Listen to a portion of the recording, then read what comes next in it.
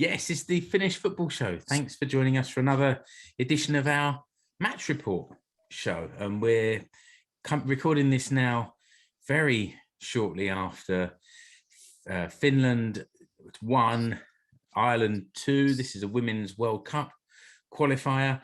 And I'm joined today again by Rich Nelson. Hi, Rich. Hello. And by Keke and Rich. Hi, Keke. Hey.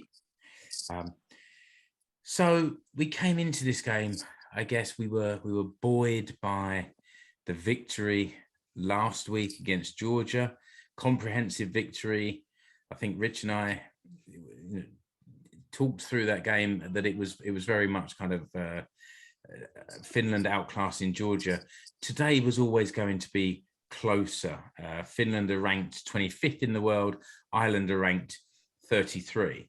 And actually, Keke, when we spoke with Tinni Korpela a few weeks back, she was saying how all the teams that have been picked in this group were kind of one of the hardest seeds from their group. So this game was close.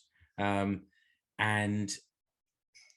I guess we're disappointed with a 2-1 defeat, especially at home.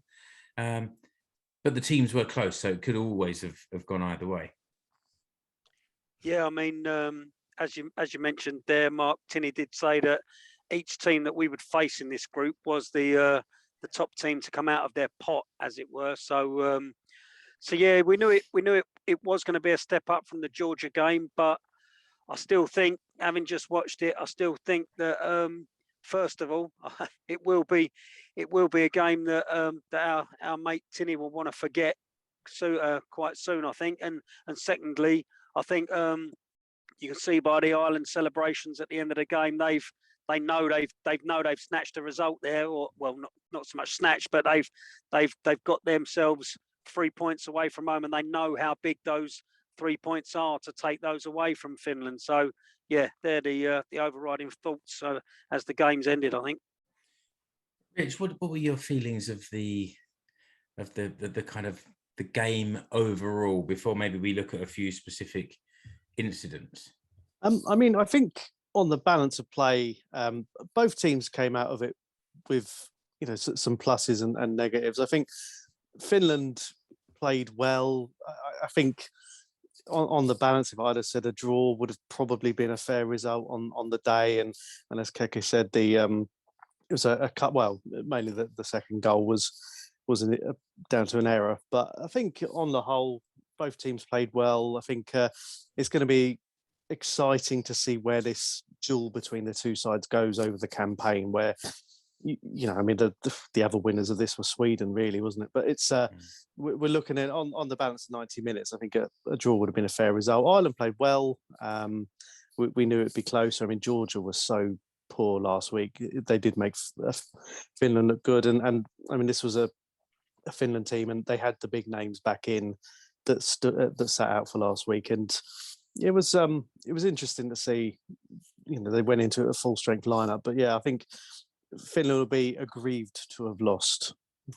Yeah, I felt that, especially later in the game, it became more and more noticeable. But Ireland really, they packed players behind the ball, and there just wasn't much space. And like I said, it became more noticeable as the game went on, and Finland sort of got back into the game, had a lot of pressure. There was just no room there, and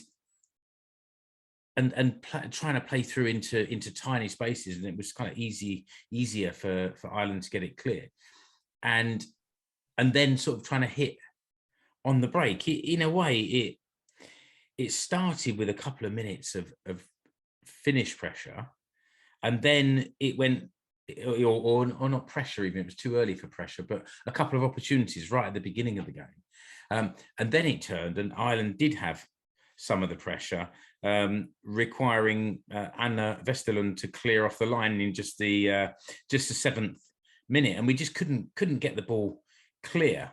And it was that sort of momentum for Ireland that led to the first goal. It was a free kick for handball, Keke. Yeah, I mean, I'm sure that the latest version of the rules mean that that's got to be given. I don't know, but from my own point of view, I mean, I completely agree with you, Mark. Finland looked like they came out on the front foot. The first minute or so, we looked like, okay, we're up for this. And then, as you say, Ireland said we're not prepared to have that, and they got into the game. You've mentioned there that first Ireland chance that gave us a bit of a warning shot that I think it was a corner that sort of swept in, and Anna Westerlund had to sort of clear it sort of more or less off the line now. And yeah, but going back to the free kick, I mean, it was Ria Erling who was penalised, I believe, and I don't see what else she can do. She sort of turned her back on the ball, and the ball struck her arm. And close range as well. Yeah, exactly. I mean, you know, even if she had her hands by her side and sort of turned round, it's gonna, you know, the way she sort of turned to stop it smashing her straight in the face or the chest or whatever. She's just faced her arm to the ball there, and it's ball to arm, isn't it? I don't know, but yeah, referees swallowed her rule book and given Ireland a free kick. And it was a direct free kick from the edge of the box, and it was a good free kick. Not much that Tinney could have done with that. No. I mean, at the end of the day, the ball's hit the bar and ricocheted downwards and off the back of her hand. So really, she'd gone for the ball.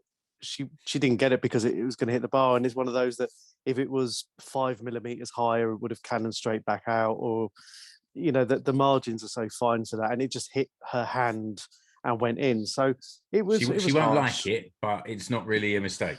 No, I don't really know what she could have done differently. You know, she's going for the ball. Had it gone lower in the first instance, she would have got a hand to it and pushed it onto the bar probably. But it's just one of those, you know, it happens. You know, you see quite a lot where the ball hits the woodwork and cannons in off the keeper's back or backside or something like that, and it's hit her on the hand. And it's a shame because, I mean, it's a decent free kick, and, you know, Tinney's made a good effort for it, and the ricochet's just done her, unfortunately, and it gave Ireland that 1-0 lead, and they had something to defend. And I mean, even after 10 minutes, I'm not saying they sat back because it was still a fairly open game at that stage, but it gave Ireland something then that had to bring Finland out. And yeah, like, I mean, early goals change games, and it was just a shame it was the other end. Yeah, and there were plenty of chances still for Finland. I mean, Natalia Kuikka, the other centre back next to Westerlund, had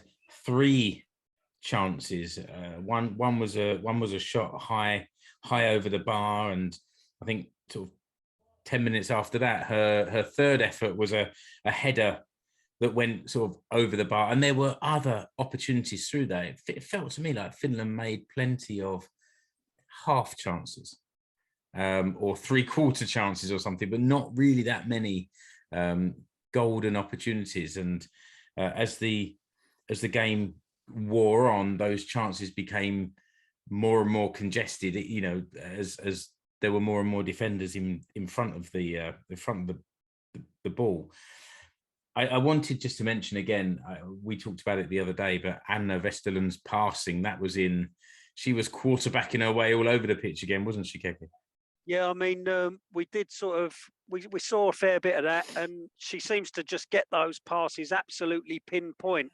When, I mean, we resorted a bit more to it at the end of the game there, once the clock was ticking down, and still she was getting the passes absolutely, you know, pinpoint on target. But yeah, there was a couple earlier in the game, and that could have resulted in, well, they resulted in chances, but yeah, could have paid dividends. But no, yeah, I mean, it's certainly not hit and hope for when Anna Westerlund sprays that ball about. She knows exactly what she's doing. Yeah. And so we went in at half time, 1-0 down. Start of the second half was quite even, and then Finland got the break they needed. Tuija Hurinen broke down the right wing, crossed the ball low for Adelina Engman, and she kind of just swept the ball home on the half volley. It was a lovely finish, Rich. Yeah, it was nice. I mean, it was nice that the cross came back, because I think Finland tried that a couple of times where the ball would hit an Ireland defender or it wouldn't quite drop very nicely. But the way Engman sort of strode onto it and it was just bounced. So it was, good technique to keep it low. I mean, it was at the keeper, and the keeper possibly could have done a bit better. But it was a lovely, sort of nice composure, really good technique to keep the ball low from as it was just on the up. And it was, I think, at that point when Finland started to get that little bit of confidence, and seeing your defender, your fullback get into those kind of positions. I think it showed the attacking intent, and obviously chasing down a 1-0 was nice to do that. But it was just I really enjoyed the finish. I thought it was just nice that it didn't balloon over, because there were a couple of shots later on that, half efforts and stuff. But yeah, Keke. Yeah, I just wanted to say that I mean, it was great to see Adelina Engman score that. She sort of started the move with that close controls. There was some lovely, neat footwork there, and and as the ball went out to Hyrinen, I think like the Ireland defenders were just watching, keeping an eye on all the girls who were a bit further forward, and it allowed Engman to sort of not quite ghost him, but sort of get left out a bit. And yeah, she swept the ball home. It was a really great goal, and we saw another chance for Finland straight after that. But yeah, it was which would have obviously been nice to take the lead. But yeah, it wasn't to be. It was it was a Ria Erling, I think, sort of crossed it over, and yeah, I'm not quite sure. But yeah, didn't it really was kind of much. headed on. Somebody headed it on, and then it sort of flashed across the front of the goal and out for a goal kick, didn't it? And that meant that Finland had the momentum for all of 4 minutes, because a couple of minutes after that was the winning goal for Ireland. They broke down the right, and the ball was kind of at the edge of the penalty box by the byline, and it was crossed just across the front of the goal, sort of chipped across really, and unfortunately Tinney kind of just didn't get hold of it, fumbled it, and there was a Ireland forward, O'Sullivan, coming in at the back post and managed to react fastest and nod it in before anyone else could get there. And obviously it took the advantage back to Ireland, but I think Finland kind of recovered quite well their composure and their kind of attacking momentum. Yeah, I mean, I don't know quite how Tinny analyses her games, but I'm sure she won't want to be watching that one back too many times. Or listening to this, probably. Yeah, or listening to this. But yeah, I mean, I don't know. It just seemed that the height of the cross, like you said, Mark, it was a bit of a chip cross. I don't know. It just sort of, the height just seemed to catch her out. She went up as if to sort of catch it, and it just skimmed off the top of her fingers. And yeah, and O'Sullivan nodded home. But yeah, it wasn't the end of the story. Finland really did sort of manage to shake it off and come back out with some real attacking intent. But as you mentioned earlier, I think once Ireland scored that second, they thought, this will do us, and it became very difficult after that. They sort of camped back in their half and tried to soak up whatever Finland could throw at them. I wrote here that from sort of 75 minutes on, there was just loads of Finland pressure, you just said, just deep defending, no space to play, and that meant that Finland couldn't really make any clear chances either. Yeah, no, there was too many bodies in the box, I think. Sorry, Rich. No, I was just going to say it's surprising they waited until I think it was the 86th minute to make a substitution. I mean, it's difficult because it's like a training exercise. Ireland are looking to secure the 3 points. But the coach waited. I don't know, maybe could have changed something maybe a little bit earlier. I think Ireland made a change about the 75th minute and looked to shore it up, and Finland kind of just carried on really as it was, and hoping that pressure would pay off. And I'm not sure really what change of approach might have been considered, but leaving it late before bringing on a couple of changes to nick something, it seems a little bit of a lost cause, really. Yeah, and in the last sort of 4 minutes of regular time, there were a couple of double chances for Finland still at that stage, and And then there were 4 minutes of injury time where it got really frantic. It kind of was, the momentum was building and building, but I'm not sure that it was ever gonna get through. I made a comment here that the Ireland keeper was getting to all of Finland's crosses. Maybe in all that freneticism, there wasn't quite the composure to get the right ball into the box, unfortunately. I mean, my notes here say pinball. There was a few there where there was sort of legs swinging everywhere, chances that were cannoning back up. I mean, Ireland, to be fair, they defended with their lives, and they've come away with 3 points, haven't they? They threw themselves in front of the ball, put their bodies on the line, and and Finland just couldn't get through. I mean, we made chances, but there was that.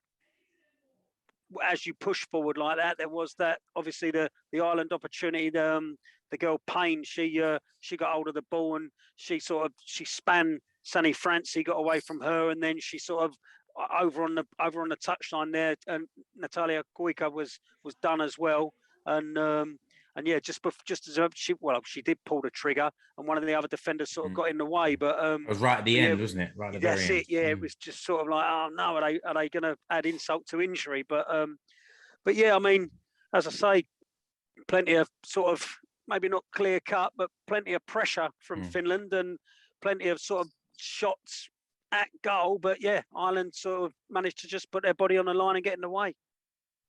Rich? Yeah, it was, again, a kind of kitchen sink job, really, wasn't it? It was. It's just difficult, I guess. When you've got a team that's coached, and teams train for this, don't they? It's difficult to really break that down over 90 minutes, let alone when it's all condensed at the end and everything gets a bit frantic. I mean, tactics kind of go out the window a little bit, and its body's in the way. So it's a shame it kind of ended that way, because it was a good game to watch, and I think the teams are quite equal, and leaves the rest of the group quite open. I mean, it was nice. We talked about on social media and that before. It was a decent attendance. I think it's 5,271 at the game at the Olympia Stadium, which is not bad. I think it's the biggest attendance at a Finland women's game for 15 or 16 years, which is a nice turnout. But it's a shame. Shame there was a lot of junior teams and getting the kids involved. Shame they've gone home with a defeat, but hopefully a good experience. You mentioned that the group is open. Rich, do you want to just talk us through how it stands at the moment? Well, yeah, because in the other game of the day, Slovakia turned up and beat Georgia, which I think they basically took their turn, didn't they? Was it 3-0? I think it was. And so now Finland has still got 6 points, but from 3 games. Slovakia got 3 points from 3 games, and Ireland got 3 from 2. Because of course, Sweden are out ahead at the top on 9. So Sweden won all their games, because after we last spoke, Sweden beat Ireland 1-0, and by all accounts, that was quite a close game. So Ireland have started the group in decent form. So really, Finland have got the points on the board, but their next game is against Sweden next month. Big tie there. See how things go, but yeah, it's a tough one. I mean, if Sweden silver medal at the Olympics, so they're in good form, and we'll see. But hopefully Finland will come away from this and look at it as, yes, they lost, and there was an individual error, but I mean the team played well, and over the last 2 games have looked generally pretty positive. So, upcoming fixtures. The next Helmarit World Cup qualifying game is 25th of November. It is the 25th of November. Thanks, Keke. That is the Sweden away game, and actually in a couple of days' time, there's the draw for the Euros for next year. The groups for the Euros. Yeah, so it's Thursday evening at, I think it's 5 UK time, 7 Finland time, in Manchester for the Euros. Finland in pot 4. I mean, the tournament's in England, spread out between the north and the south. So hopefully, I've got tickets for some games already. I'm not sure which. Obviously, don't know who'll be playing yet. But I guess once the Finland games are drawn, hopefully some of us will be at the Finland games anyway, representing. So we'll do what we can. That'll be nice, and I dare say that your alter ego, Escape to Suomi, will be tweeting the life out of this draw on Thursday, just to keep people updated. So, yeah, hopefully if the kids are playing ball, it's always the rule. So, Rich, you can follow Rich online at Escape to Suomi. You can find me at Explore Finland, and you can find Keke at Keke Murari. Remember also to find the website, finishfootballshow.com. We're also variously active on Facebook. We have a Facebook page and a Facebook group, and Keke manages that Instagram page. So if you like your football updates with pictures, then find the Finnish Football Show on Instagram as well.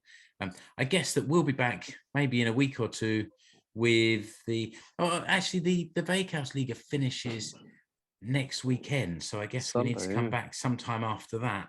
Looking tasty as well up there. Yeah, it is looking tasty, and there's going to be some away travel. I think Wiltshire might be travelling down to Turku on Sunday to see that final game. So, well, as it turns out, that'll be Timo Furuholm's final game before he retires. So he's a bit of a Veikkausliiga icon. I think he's got the 7th all-time Veikkausliiga scorer. I think he might be 1 or 2 behind 6. So he'll be looking in two games left. He'll be looking to break that. But yeah, he's obviously involved in local politics. He got elected to a position on the Turku City Council recently. So spreading his time well. Good. Well, I think that game, that Asiko away at Turku, could be the kind of de facto third place playoff. It depends on the result. I think Turku have got another game before, or we've both got another game before then. So it all depends on how they go. But it could be the celebration for third place, and I think the title could go right to the wire, couldn't it? Last game of the season. It should do. Yeah, I think if Hoiko win the Stadion Derby on Wednesday evening, then it goes into the last game. But I think it's all very tense. Cups kind of let their advantage slip a little bit. But it's one of those nice things where if there's something to play for on Sunday, Cups against Hoiko in the final title decider. It's Anfield '89 written all over it. So I guess we'll be talking to each other again in a week or so, and the listener will be able to hear the results of that. Much celebrating and bickering and commiserating and whatever goes on at the top of the Veikkausliiga. It's been such a long time, I can't remember how it works. Okay, thanks for listening, Rich. Thanks a lot. Thank you. Keke, thanks for joining us. See you soon. Kiitos, and heads up, Helmarit.